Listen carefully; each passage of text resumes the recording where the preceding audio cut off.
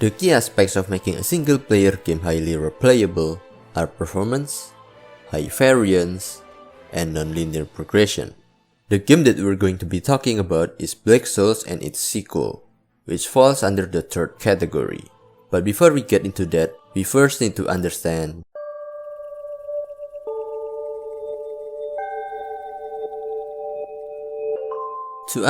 nonlinear progression, we need to understand what makes a game linear. P.S. This video covers specifically the level design aspect of nonlinear design. Character progression is a whole nother topic. Back to the video. When I'm thinking about JRPG games with linear progression, I'm thinking about Pokemon, Dragon Quest, Final Fantasy. They all have one thing in common, a storyline that dictates the progression of the game. The way these stories are told always follows the same line of sequence, regardless of which iteration of the story you are experiencing. While the story can be told in a non-linear way, such as with time travel, the player still experiences the story the same way on each and every playthrough. The Oxford definition of linear is going from one thing to another in a single series of stages. On a linear game progression, you must follow the sequence of events I call the one through line. The event points on the line are rigid. One small change in the sequence will completely break the whole structure of the game. Sure, there might be some branches somewhere along the line, but ultimately, those branches do not affect the flow of the one through line. The main story will not be affected whether you explore those branches or not. Those branches are not an alternative, they're simply optional contents. Now that we have understood what linear is, we can answer our original question. Non-linear progression is the exact opposite of linear progression. The story of the game is much more loose, so there's room for a change of sequence. Non-linear doesn't necessarily mean you can shuffle around the event points as you please. Even if the starting and end point of the game's progression cannot be changed without breaking its structure, it still counts as non-linear, so long as the midpoint of the game doesn't have to follow one particular sequence. Shuffling the events order in a single line is a very difficult way to tell a story, which is why most games use this one method of non-linear progression called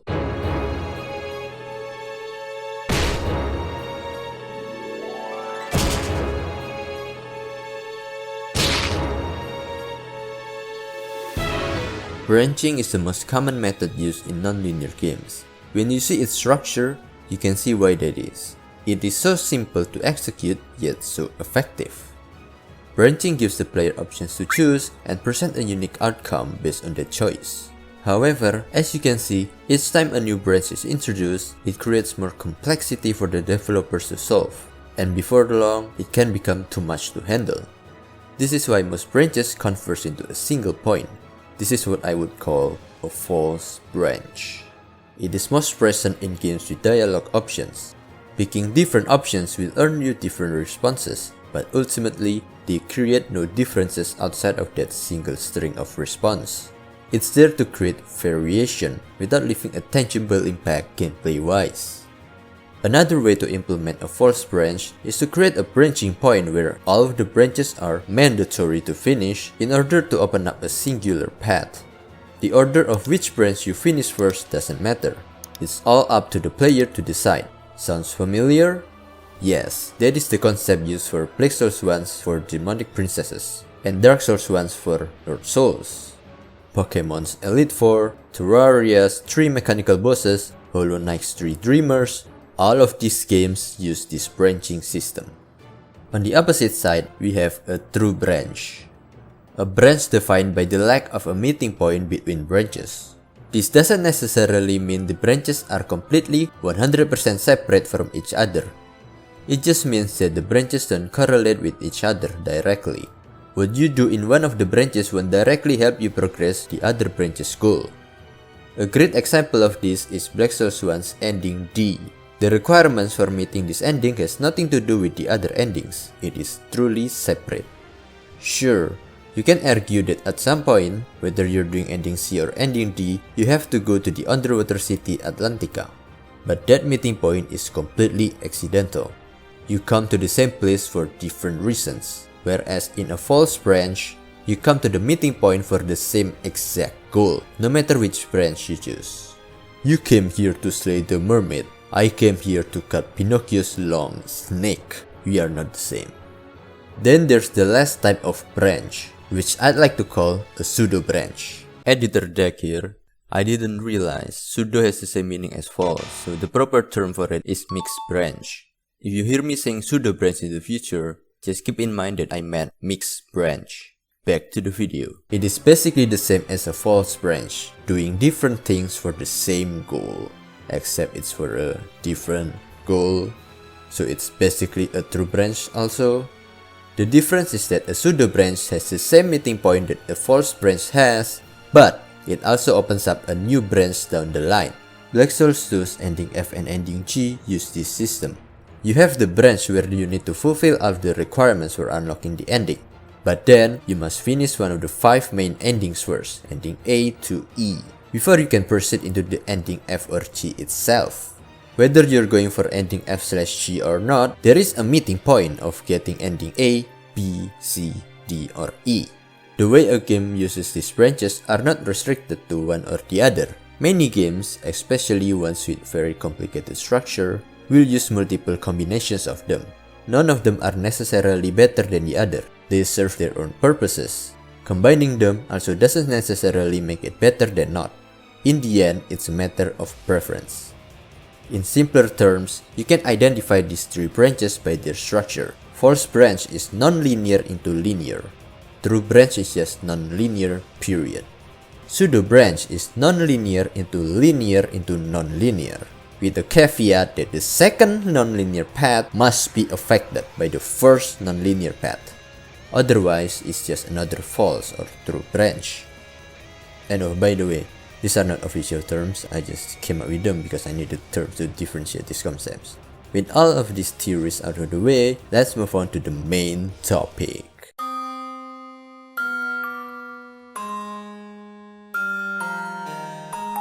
First, we will take a look at Black Souls 1's progression path. As soon as the prologue ends, you're sent to the hub area that is the Holy Forest. Immediately, the game gives you multiple paths to go: north, east, and underground. There's also south, but that's not very relevant progression-wise. The game doesn't even tell you where you're supposed to go. The quote-unquote normal progression line for this game goes somewhere along like this. You went north, met Leaf for the first time, then wander around until you stumbled upon a poisonous swamp, and got one-shotted by over-leveled enemies. Then you actually read the sign placed just before the swamp. You turned around and found the witch's house, entered inside, greeted with your first boss encounter, Hansel and Gretel. After you beat them up, you went upstairs and met the witch, Dorothy. She gave you your first master key. Oh look! You found a locked door just north of the house. How convenient. It led you to the sewers, and out of the sewers were Rottenburg. Got assaulted by a werewolf, then against your better judgment, spent 10,000 souls on a prostitute. Don't worry, it happens to the best of us. Then you met the match girl, Elma. She sold matches, but more importantly, had a yaoi collection of hair and tortoise. Yeah, you can feel less bad about buying the prostitute now. Okay, this is getting a tad too long. Let's fast forward a bit. Eventually, you found another fog the Iron King, freed Victoria, and with another master key, you continued north, got jump scared by Hellkaiser, defeated Knight in armor, and finally, you got stopped by a big closed door that can only be opened once you either kill or make covenants with the 4 demonic princesses. From there on, you must explore every corner of the world to find them. Which demonic princess will you face first? While yes, you can immediately go east into the Behemoth Ranch, or if you choose the master key at the start of the game, go underground, aka the real south, into Graveyard Town Elixir. It is clear that the game wants you to go north first. The way the game communicates this is through stats difference. The enemies in Behemoth Ranch and Graveyard Town Elixir are much stronger than the ones in the forest. But of course, player being player, the first thing they do before anything else is to make a covenant with Princess Frog and tease the entire game with her ring. This is what playing Soul Level 1 does to a person. The game also has a lazy way to get an area. How do you get into the Graveyard Town Elixir? Use Master Key. How about pass Dorothy's house into Rothenburg? Master Key. Pass Rothenburg into Fort Ivern? Oops, you already used your Master Key to save Victoria, better find another one. Wanna go to the desert and find Snow White? Don't forget your Master Key. Wanna go to the snow area to actually find Snow White? Better have a spare Master Key. What makes this game so different from your usual JRPGs is how less restrictive it is when it comes to exploration. There's really nothing stopping you from exploring a new area. Master Key can be bugged indefinitely, and the other thing restricting you from exploring a new area is bosses. No requirements for fighting them either. If you're strong enough, you can go anywhere you want. The world truly is your oyster. The map of Black Sauce 1 looks like this. The areas are grouped based on their location from the Holy Forest's 4 cardinal directions. You have the Lost Empire in the north, Kotel's Tower and Snow White's Castle in the east, Tainted Book and Atlantica in the south, and Red Hood's house in the west. None of them are directly connected to each other. Despite that, there are a good amount of backtracking found in this game. If you want to enter the Lost Empire, you need to go east and south to find the demonic princesses. Before you can enter Atlantica, you need to get the invitation letter in Snow White's castle. If you want to revive Jean, you need to go to Fort Ivern to find her ashes and Sea of Trance for the tentacle. And of course, if you want to fill up Alice's library, you need to explore the whole entire world. To spice things up, this game has a unique progression system. Every time you defeat a boss behind a fog gate, the progression goes up by 1. Each time it goes up, you can spot a change within the Holy Forest. New characters started appearing or leaving. There are new items in the shop and a bunch of other events happening around the world. Do be careful though, as it can also go against you. Defeat too many bosses too quickly before you have the time to save the girls, and some of them will get corrupted.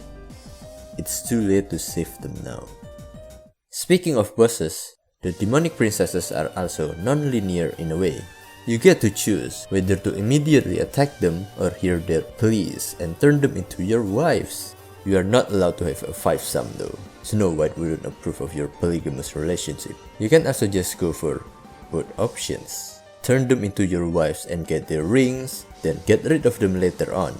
You eventually need to dispose of used goods once they're no longer useful, so you can make room for a new one. This game has a total of 4 main endings and 10 extra ones. I'm not going to describe them, only how to achieve them.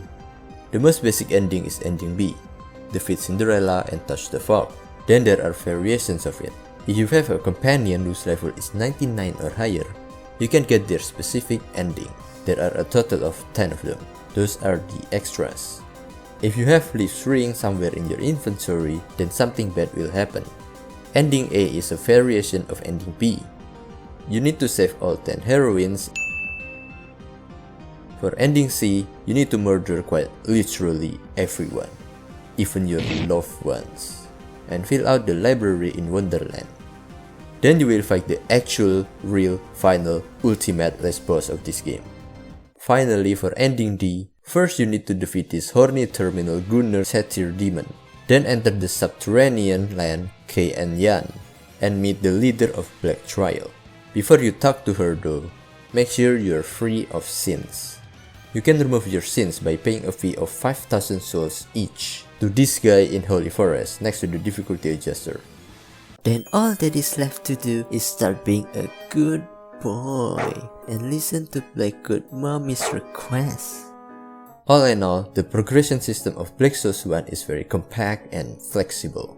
The structure leans closer to true branches. The map design is mutually exclusive, properly separated to the point of where you can group them apart visibly. Playing the game once simply isn't enough to experience it fully. It might have some balancing issues now and there, but in the end, it is such a fun and unique experience that I wholeheartedly recommend to any JRPG fans out there. Now with all of that done, let's check out our next game.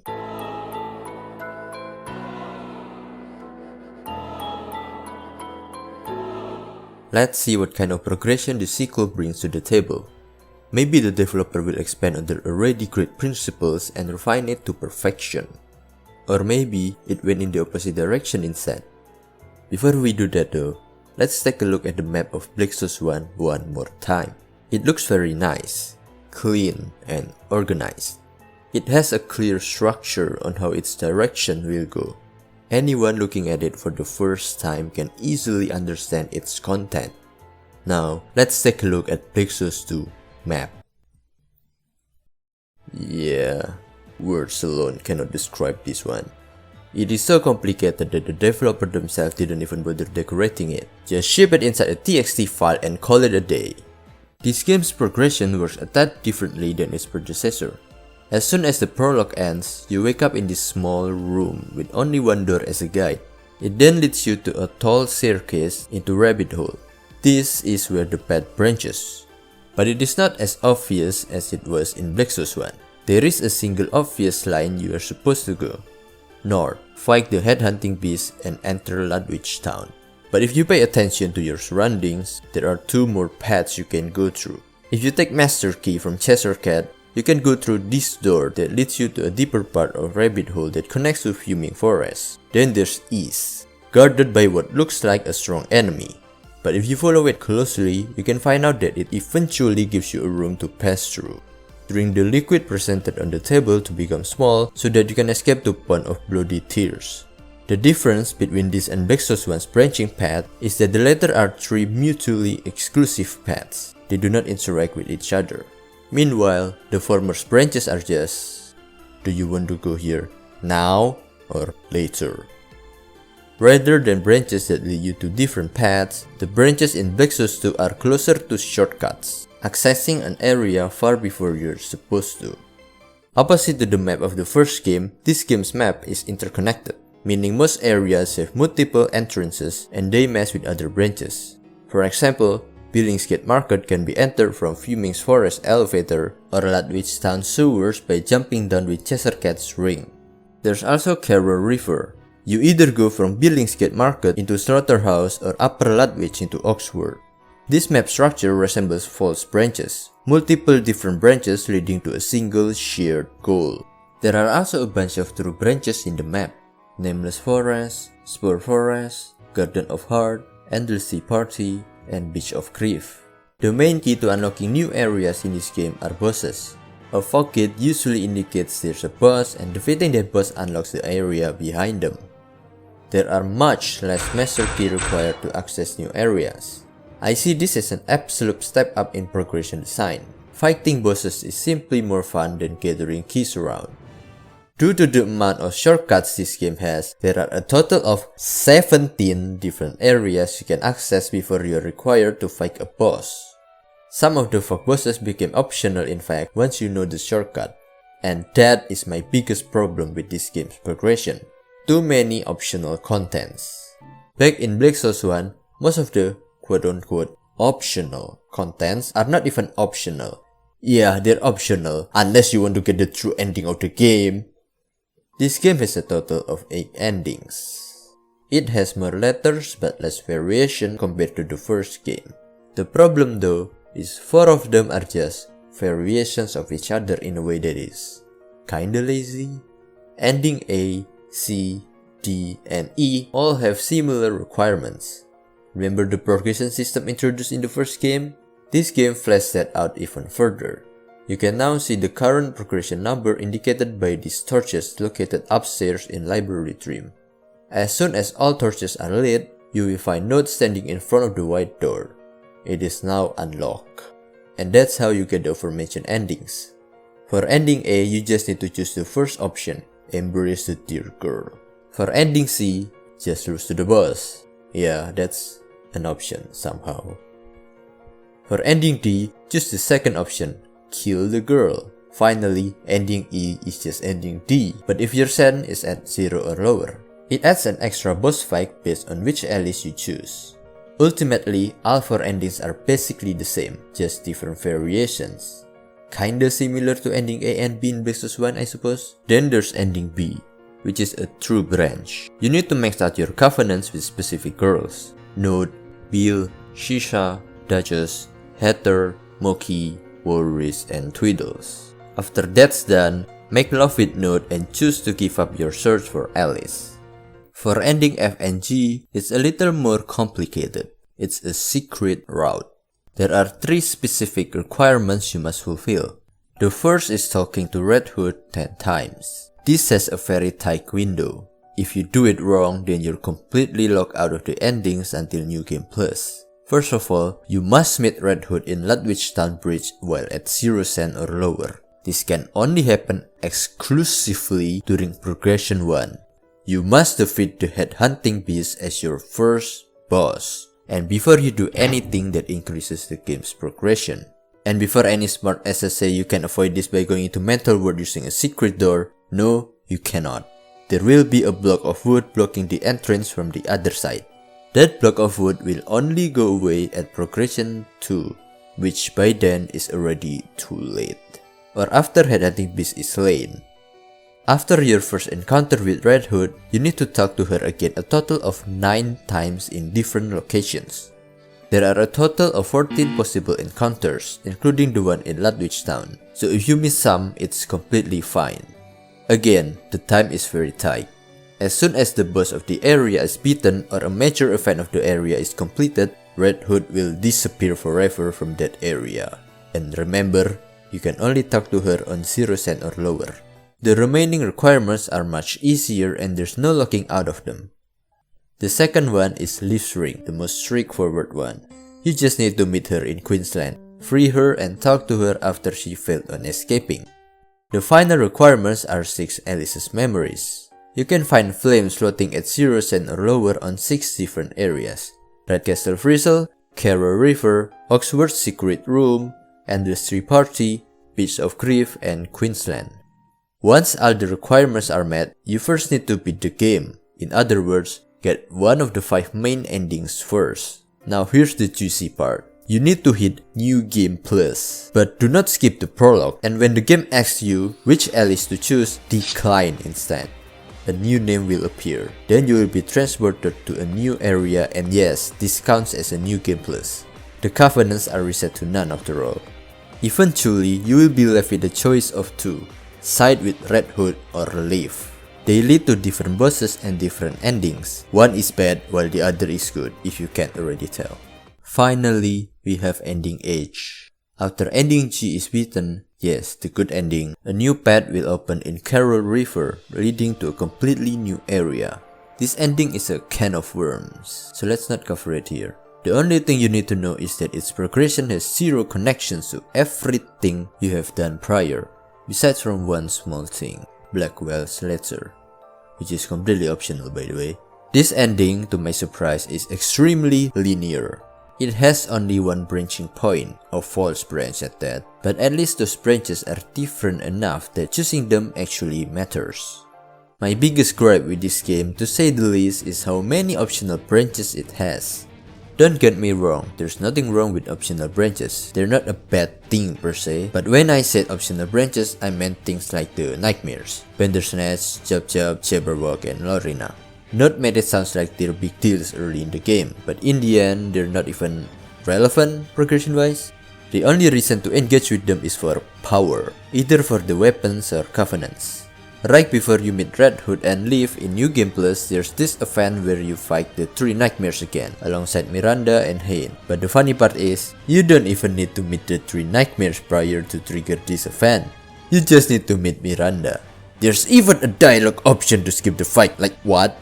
Then there's also the Fairy Tale Archive, which has the same premise to Black Souls 1's Alice's Library. But instead of getting a new ending for searching the books far and wide, you just either get souls, a bunch of items, a ring, or a scene. Hey, I know the last one is worth it for some of you, me included, but like come on. For the amount of effort put into the side quests, the rewards are just too underwhelming. The ring's not even that powerful. My point is, I can pretty much ignore like 30% or more of the game's content and still get all the endings anyway. That's just not true in Black Souls 1. In that game, you have to engage with at least 90% of the contents to get all the endings. I mean, just look at the amount of mandatory encounters required for Black Souls to ending G. I had a video made in the past and it shows only 12 encounters are required. Compare that to Black Souls 1 ending C, probably around 30 if I have to guess. Based on the amount of fairy tales required alone. You can argue ending G has more density, but still, that's too many content skip. I do have a theory on why this is the way it is. In the first game, the game is much more open-ended. The developer doesn't have a fixed direction on how the story of the game is going to be. Hence, the endings are so vastly different from each other. It's like a choose-your-adventure kind of style, which isn't true by the way if you know anything about Black Souls 1's lore. But the way the progression is designed seems to reflect that. In the second game, however, the developer already knows from the very beginning how the story is going to end up to be. Judging from all the endings, there's a clear line, a clear direction of how the story is turning. Therefore, any content that doesn't link to that direction is irrelevant. Oh boy, the first time I played Black Souls 2, I was lost like a little lamb. I kept discovering new areas yet felt more lost every time. It's like I'm going somewhere but also nowhere at the same time. The game doesn't even communicate what your goal is supposed to be. The only thing it tells you is to find Alias, which is such a fake statement. Before you know it, you suddenly fight the quote-unquote final boss and get your first ending, without even understanding how it happened. I mean, the first time I get my first ending, I'm missing out on the whole little cemetery branch because I didn't know there was an area west from Ludwig Town. And even when I explored that branch afterwards, I felt like I achieved nothing. The true ending of this game is truly well hidden, very hard to figure out unless you whip out a guide. Though to be fair, it was my own fault for being too scared to play the game at 0%. But can you blame me for that? 0% was eerie as hell, it was uncomfortable. Compare that to my first Black Souls 1 playthrough, it went really smoothly. At first I didn't know what to do, but as soon as I reached the gate to the Lost Empire, I had clear directions on what to do. Even ending C is so intuitive to get, aside from the location of the fairy tales. Overall, the structure of Black Souls 2 leans towards false branches and pseudo branches. You can see how the map looks closer to a square rather than a plus sign that Black Souls 1 map is. Black Souls 2 false branch design is not necessarily a bad thing. I had fun discovering the shortcuts for the first couple of runs. The branches are simply less meaningful compared to the first game. But of course, when talking about Black Souls 2's progression, we have to address the elephant on the room.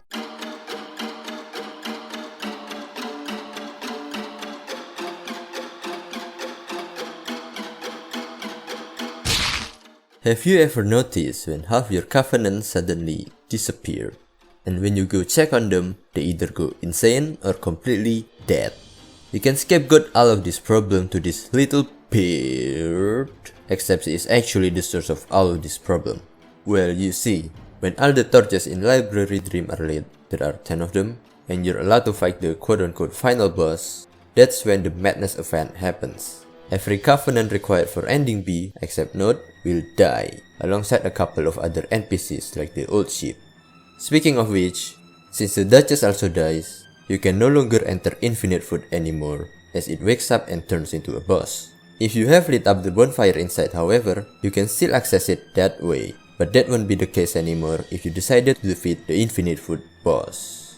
The only way to prevent all these bad things from happening are either never hit progression 10, which is not possible if you're aiming for any ending not named B, or get rid of the bird pass before you hit progression 10, either by killing or locking her inside your basement. This design choice made by the developer creates what I would call the Jubjub effect. It is when, in a non-linear progression game, you are incentivized to do something linear, even though that linear thing is only optional.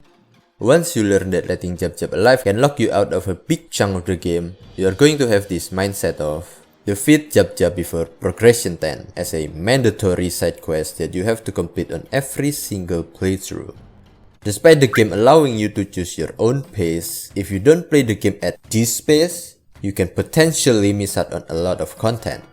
This creates the illusion of choice, where the only correct choice when choosing your branches are the one that leads to Jubjub.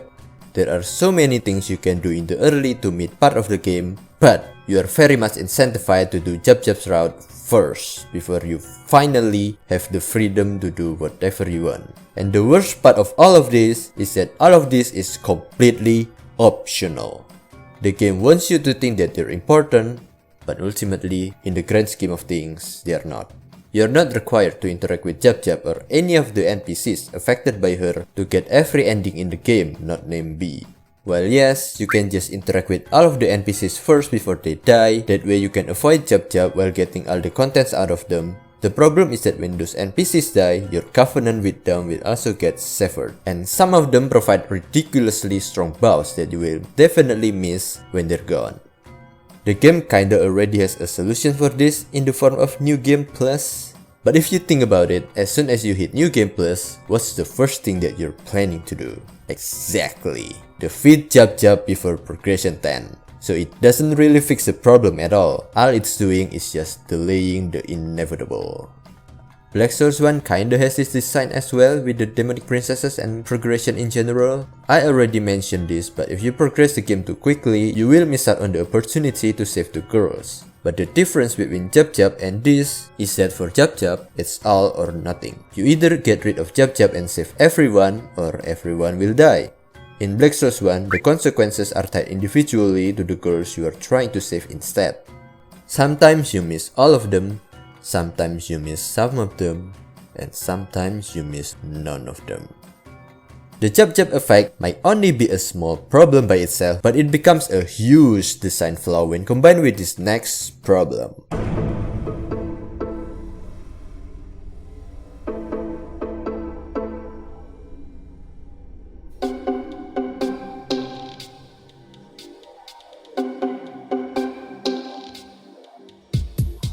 When you think of a game with balanced progression system, it cannot be detached from a balanced difficulty curve as well. A balanced progression system is where the enemy's power tries to properly match your character's power. As you progress through the game and get stronger, so should the enemies. The graph between progression and difficulty should look somewhere around like this.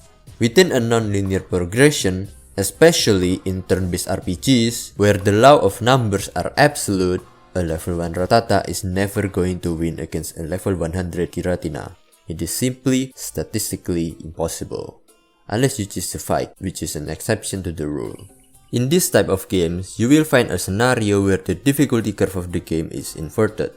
When both a higher level area and a lower level area are both available at the same time, you will have a scenario where A. You explore the lower level area first, then the higher one, which is the natural way a progression and difficulty curve should look. Or B. You explore the higher level area first. And if you manage to clear it, you will experience a big power gap when exploring the lower level area. You will end up steamrolling the area. This is what I mean by inverted difficulty curve. The problem with playing the game the second way is that you end up disrespecting the challenge that the lower level area brings. What if the boss of that area has a unique and interesting gimmick you have to play around to win, only for you to one-shot the boss because you're significantly over-leveled? This ties back to our previous topic, Jubjub. Jubjub as a boss is designed to be somewhere around the mid-stage of the game. But of course, since you have to speedrun her downfall, you will end up missing out on a lot of the early game bosses. By the time you defeat Jubjub, those early game bosses are not even bosses anymore. They're just ants you step along the way as you explore the area. The biggest offender of inverted difficulty curve is a design that the 4 demonic princesses adapt. If I have to ask you, which of the 4 demonic princesses are the hardest? If you have to fight all of them at the same time or back to back, you'll have to analyze them first to find the answer. But since that's not the case, the answer defaults to whichever demonic princess you fight first. Each time you defeat a demonic princess, you gain souls, a lot of souls. With said souls, you can level up and get stronger. The stronger you get, the easier the bosses become.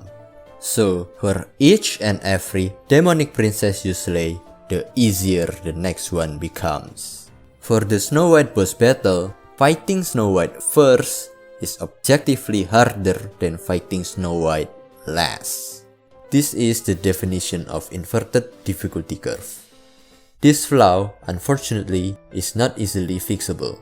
It is innate, it is inherent to the DNA of nonlinear progressions in RPG games. No matter how hard you try to fix it, the problem will persist regardless, so long as you keep using the system. It is not the developers' individual choices that cause this. It is caused by the system that they choose as a foundation for their games. For clarification, I do not necessarily think this is a bad thing. Giving the players a choice on how they want to tackle the difficulties presented by the level designs is a good thing in a way. It hurts the game on the micro level, but helps the game on the macro level. Now the players need to pay attention on how they progress the game, develop optimal strategies to capitalize on their strengths and cover up their weaknesses. Having to think about what your routing looks like in Black Souls 2 is part of what makes me love the game so much. Every time I boot the game for a new challenge run, I have to think about my routing first. Which path should I take first that benefits me the most? How should I take advantage of the limited time I have against Jubjub to the fullest? Which path is not important that I can avoid it for later? Without the power gap as part of the game, these decisions may not even matter that much. Why does it matter if I fight this boss now or later? There's no difference at the end of the day. Inverted difficulty curve is noticeable to the point where players themselves came up with a Band-Aid fix for it. The most famous one is the infamous Soul Level 1 run. SL1 is a challenge run where you're not allowed to gain any permanent bonus stats. No leveling, no colored souls or any other item that increases stats permanently. The only way to get more stats is from buffs that you need to cast mid-fight, equipments which have limited slots, and covenants acting as an extra slot of equipments. What makes this interesting is that equipments in this game doesn't work the way it normally does in other JRPGs. Most equipments are not direct upgrades to their inferior ones. They give different bonuses and downsides. The armors increase your stats by percentages based on your current stats. Since your base stats are so low, they're useless by themselves. The rings, however, are the main playmaker. Some of them give flat stats bonuses, some other percentage. And they usually only give 2 or 3 digits of numbers worth of stats. Since there are only 4 ring slots, mixing and matching them correctly is important to finish the challenge. This way, you can no longer scale infinitely with stats. You can no longer grind your way out of victory. Instead, you need to be smart and use the correct combination of builds and strategies to defeat certain challenges. This doesn't completely fix the inverted difficulty curve issue. Once you get the Ring of the Black Code, which is an essential ring you need to beat SL1 runs, especially at difficulty 9. It's like hitting level 400 in terms of stats. Granted, it has a downside of nulling your mana as well as it costs a ring slot, but all things considered, you're still steamrolling the game and invalidating a lot of challenges this way. At least you can take the ring off if you don't want to steamroll. Can't do the same with permanent stats. With all of these points and arguments presented, let's move on to the grand finale.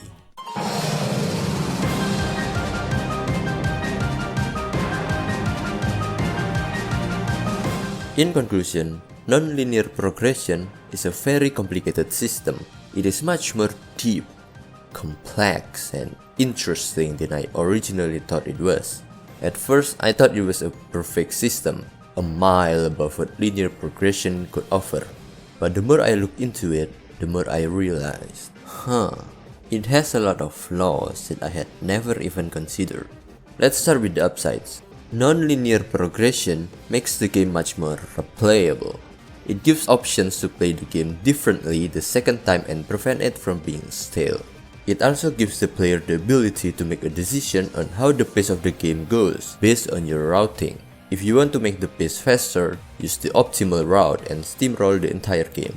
If you want to make the pacing slower, sequence your routes from easiest area to hardest area. This also makes it where it's the player that decides the flow of the game rather than the game shoving it at a fixed rate. Your choices are what makes you get up here rather than following whatever the game told you to do to get up there. However, it is not all nice and sunshines. The main issue with nonlinear progression comes with its balance. The existence of inverted difficulty curve makes it harder to appreciate all the level designs at their maximum potential. Since after all, if you're underleveled, the levels are unfair, and if you're overleveled, you're invalidating the challenge the levels present. I'm not saying this issue is exclusive to nonlinear progression, it is simply more common. The other problem is that it is much harder to balance the levels when it is nonlinear.